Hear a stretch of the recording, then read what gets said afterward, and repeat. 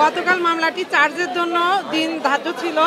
পরিমণি একটু শারীরিকভাবে অসুস্থ থাকায় বিজ্ঞ আদালতে উপস্থিত হতে পারেননি। আমরা সময়ে দরখাস্ত দিয়েছিলাম, যেহেতু বিজ্ঞ আদালত সময়ে দরখাস্তটি নামঞ্জুর করেছেন এবং চার্জ গঠন করে পরিমণির বিরুদ্ধে ডাব্লিউএ ইস্যু করেছিলেন।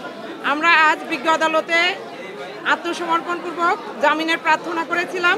বিজ্ঞ আদালত জামিনের প্রার্থনা মঞ্জুর করেছেন এবং পরিমণি জামিন প্রাপ্ত। এখন বিজ্ঞ আদালত কোনো শর্ত দেয়নি, 1000 টাকার বন্ডে জামিন মঞ্জুর হয়েছে। বিজ্ঞ আদালত বলেছেন যে আইনজীবী এবং গণমাধ্যম কর্মী আপনাদেরকে মামলার প্রচারণার বিষয়ে সংযত হওয়ার জন্য বিজ্ঞ আদালত আহ্বান জানিয়েছেন, যাতে যথাযথ তথ্যটা যায় এবং আদালতের যে বিষয়গুলো একান্তই বিচারিক সেই বিষয়গুলো যাতে বাইরে না যায়, এই বিষয়ে বিজ্ঞ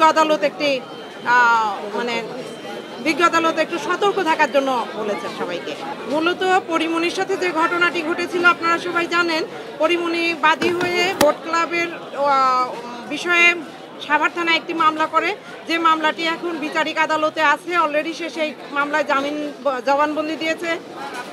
একই বিষয় নিয়ে 1 বছর পর আজকের যে বাদী, যে মামলার বাদী, সে 1 বছর পরে এই মামলাটি দায়ের করে বিজ্ঞ আদালতে এসে, এবং আরও 1 বছর পর 2022 সালে মামলা দায়ের করে। 2023 সালে মামলার প্রতিবেদন আসে।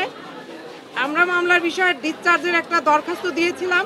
বিজ্ঞ আদালত আমাদের সময়ের দরখাস্ত নামঞ্জুর করে চার্জ ফ্রেম করেছেন বিধায় আমরা বিজ্ঞ আদালতে ডিসচার্জের দরখাস্তটি শুনানি করতে পারিনি।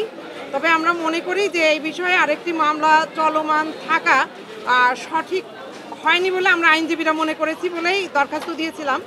তো যাই হোক, আমরা ট্রায়াল ফেস করব।